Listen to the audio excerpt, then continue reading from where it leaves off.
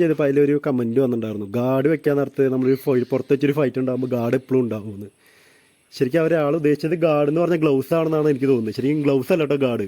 നമ്മൾ ഫേസിന് ഇടിയുള്ളതൊക്കെ വേണ്ടി കൈവച്ചാൽ തടയണല്ലേ. ശരിക്കും അതാണ് നമ്മൾ ഗാർഡ് വെക്കാമെന്ന് മെയിനായിട്ട് ഉദ്ദേശിക്കുക.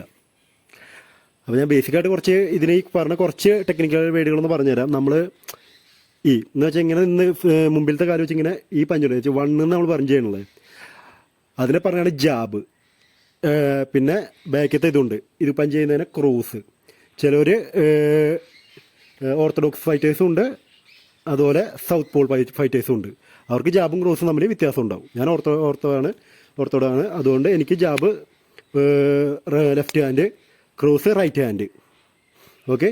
പിന്നെ ഹുക്ക്, ഇതിങ്ങനെ ഉണ്ടല്ലോ ഈ സൈഡിൽ നിന്ന് അടിക്കുന്നത്, അതാണ് ഹുക്ക്. പിന്നെ അടിയിൽ നിന്ന് എടുത്ത് അടിക്കുന്നതിന് അപ്പർ കട്ട്.